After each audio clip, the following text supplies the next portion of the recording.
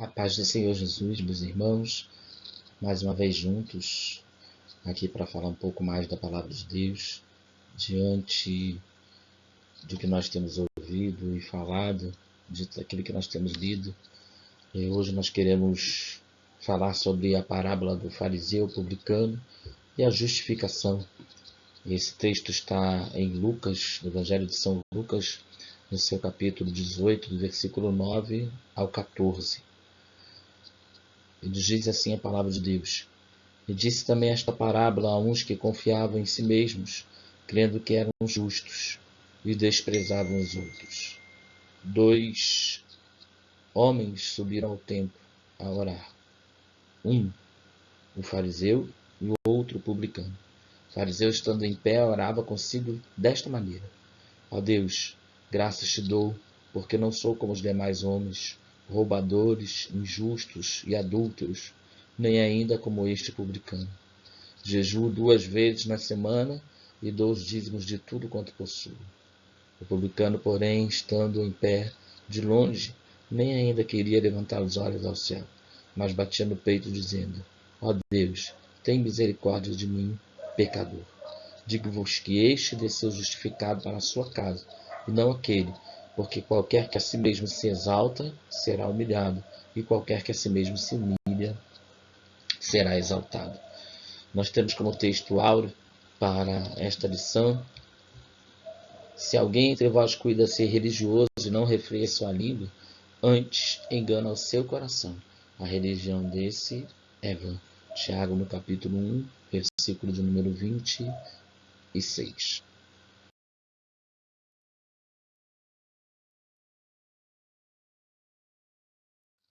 Para nós entrarmos nesse texto, é que a história do fariseu e publicano, descrita nesse evangelho de Lucas, ela tem como objetivo alertar-nos quanto à autojustificação, quanto à soberba e quanto à exterioridade da religião ou da religiosidade vazia, algo que queremos transparecer, mas que na verdade o nosso interior é vazio, não tem fé, não tem firmeza naquilo que nós estamos fazendo. Os destinatários desta parábola eles não são especificados. O autor não diz, por exemplo, se ela foi proposta aos discípulos, à multidão ou aos inimigos de Jesus. Porém, parece ter sido dirigida aos fariseus. Lucas diz apenas que ela destinava-se a uns que confiavam em si mesmos, crendo que eram justos e desprezavam os outros. Então, aí está uma introdução para esta parábola, dirigida a pessoas que se achavam melhores do que os outros, que se achavam justos, mais santos. Parece que esta parábola ela é atual para o nosso dia. Quantas das vezes nós temos visto pessoas desta forma, achando que são melhores, são mais santos, que têm mais fé do que outras pessoas, que têm mais santidade, e desprezam outras pessoas, desprezam menores. Nós vamos ver nesse texto quanto nós podemos aprender desta passagem.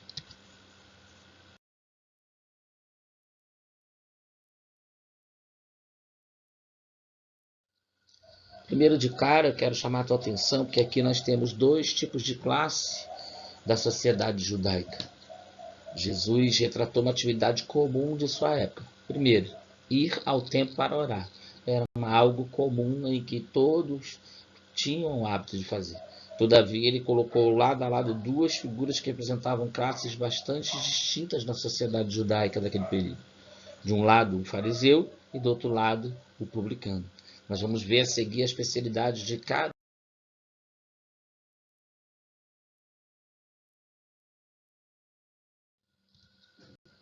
Primeira classe social, os fariseus.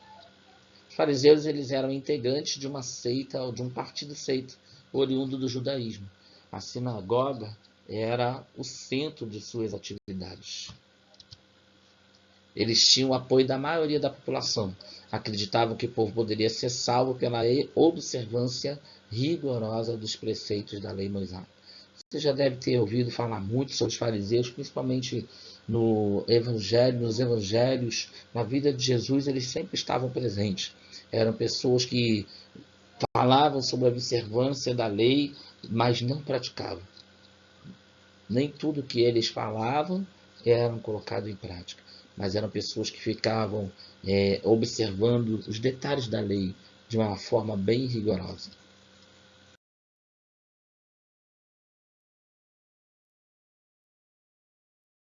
Publicanos. Quem eram os publicanos?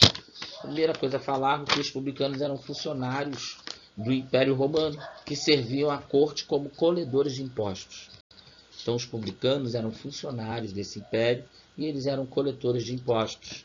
Eles eram vistos pelo povo como pessoas impuras, exatamente por serem servos ali de Roma e usurpar do povo, cobrando aqueles impostos. Se um publicano fosse judeu, então, sua situação era ainda mais grave. Né? Nem todo publicano era um judeu. Mas se um judeu fosse um publicano, a situação para ele era terrível diante do povo. Vamos ver lá Mateus capítulo 9, versículo 10 e 11, só para você ter uma ideia.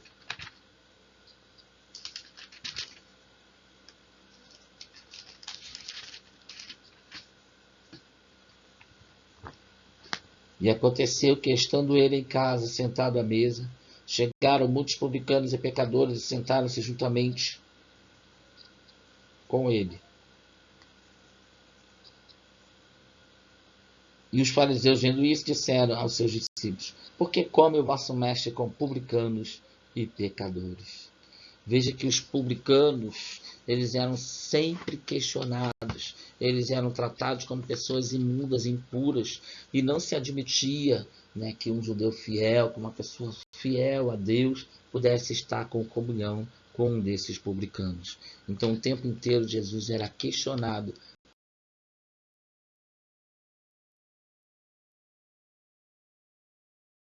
Identificando aqui que havia essas duas classes dentro dessa parábola, nós vamos ver aqui, meditar no templo, atitudes inesperadas. Bom, o fariseu era visto como um indivíduo moral e cerimonialmente puro. Então a figura dele no templo era uma figura normal, né? Era considerado ali como um homem que que estava sempre procurando buscar a presença de Deus. Já o publicano, o funcionário do Império Romano, por sua vez, era tido como um malfeitor, por desservir a população com a cobrança abusiva de impostos. Então, quem olhasse e visse um fariseu no templo, era uma atitude altamente normal, favorável, as pessoas ficavam felizes, alegravam-se, mas quando observavam que lá tinha um publicano, isso era algo terrível, isso era algo assustador, visto com muito maus olhos diante do povo, diante das pessoas. Mas vamos ver que a atitude desses homens dentro do templo foram atitudes totalmente diferentes uma da outra, e vamos ver o que Jesus fala a esse respeito. Vamos comparar então esses dois personagens a seguir.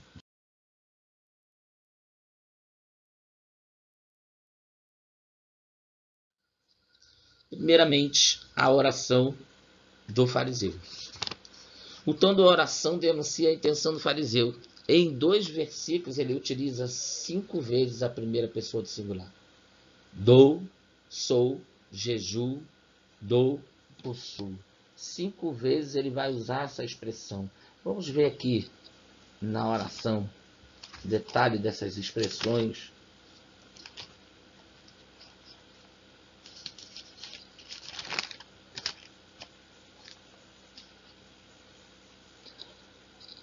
O fariseu, estando em pé, versículo 11 do capítulo 18, orava consigo desta maneira: ó Deus, graças te dou, porque não sou como os demais homens, roubadores, injustos e adúlteros, nem ainda como este publicano. Então ele vai dizer: não sou como os demais homens, roubadores, injustos e adúlteros. Eles consideram uma pessoa justa, eles consideram uma pessoa íntegra, e ainda diz: não sou como esse publicano, despreza o publicano. Versículo 12 ele vai dizer: jejuo 2 vezes por semana e dou os dízimos de tudo quanto eu possuo. Então ele faz de novo, faz menção daquilo que ele é, daquilo que ele faz, né? Sempre nesse tom de arrogância, Para aquele homem, Deus deveria se sentir grato por seu comportamento, ou seja, Deus deveria se sentir maravilhado, agradecido por ele estar praticando todas aquelas coisas.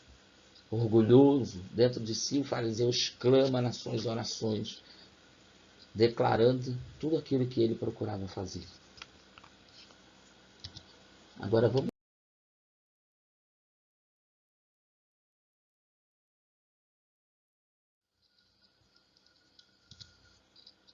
A oração do publicano. Enquanto o fariseu fazia discurso longo e cheio de elogios próprios a si mesmo, o publicano com poucas palavras batia no peito e clamava por misericórdia. Versículo de número 13. O publicano, porém, estando em pé, de longe, nem ainda queria levantar os olhos ao céu, mas batia no peito, dizendo: ó Deus, tem misericórdia de mim, pecador.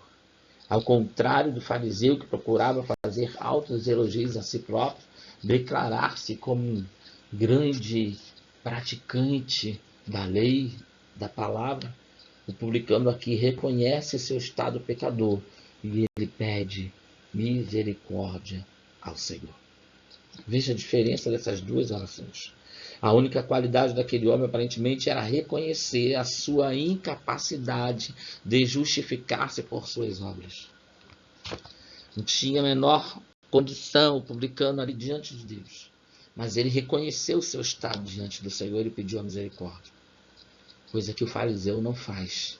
Ele não reconhece seu estado. Ele não reconhece a sua pequenez. Ele é soberbo, ele é altivo. E a palavra de Deus vai falar para nós que a soberba ela precede a queda. A soberba ela precede a ruína. Quantos nos dias de hoje ainda tendo as mesmas atitudes do que esse fariseu, que vai diante da presença de Deus, mas dizendo eu sou, eu faço, eu prego muito, eu canto muito, eu falo muito, eu oro muito, achando que isso vai fazer a diferença diante de Deus. O texto sagrado vai dizer para nós: humilhai-vos, pois, debaixo da potente mão de Deus, para que a seu tempo ele vos exalte. A minha obrigação e a sua obrigação é nos humilharmos diante da potente mão de Deus. Ei, quem somos nós diante do Senhor?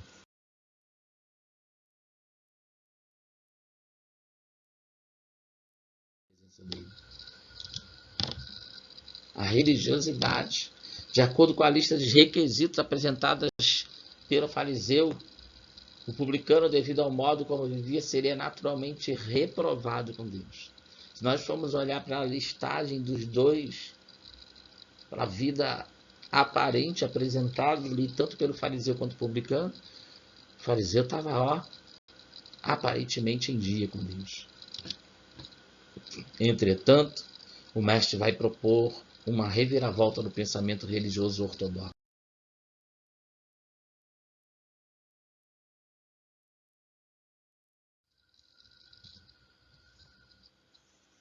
Dizendo o seguinte, versículo 14. Digo-vos que este desceu justificado para a sua casa, e não aquele, porque qualquer que a si mesmo se exalta será humilhado, e qualquer que a si mesmo se humilha será exaltado. O mestre mostra que aquele que se humilhou diante dele no templo, é esse que vai voltar justificado, é esse que vai voltar exaltado. A conclusão extraída por Jesus nesta curta cena é vivificadora. O publicano, quando saiu do templo para retornar à sua casa, havia recebido o perdão completo por seus pecados. Mas os fariseus, soberbo, foi embora mais culpado do que havia chegado no templo. Quantas das vezes acontece isso comigo e contigo? Por falta do nosso reconhecimento diante de Deus, da nossa pequenez. Por falta do nosso entendimento do que diz a palavra de Deus. O que a palavra nos ensina, o que a palavra pede de cada um de nós. Que nós nos humilhemos, que nós nos prostremos diante do Senhor, para que Ele possa nos exaltar a cada dia, a cada momento das nossas vidas.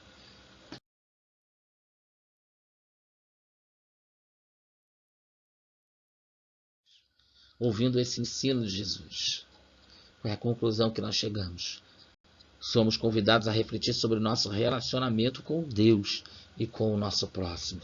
Se não fosse o amor de Deus revelado em Cristo, que voluntariamente se entregou na cruz para expiar nossas culpas, estaríamos todos irremediavelmente perdidos em nossos delitos e pecados. Glória, pois, a Ele eternamente. A palavra de Deus diz que Ele não divide a sua glória com ninguém. A soberba do homem sempre vai trazê-lo à queda e à ruína. Então, se humilhe debaixo da potente mão de Deus. Reconheça a tua fragilidade humana e se volte para o Senhor, que se compadecerá de ti, perdoará os seus pecados e transformará você numa nova criatura em Cristo Jesus. Que Deus te abençoe, que você possa meditar ainda mais nesta palavra. Medite a cada instante da sua vida e seja abençoado por ela. Ebenezer, até aqui nos ajudou o Senhor. Fique na paz.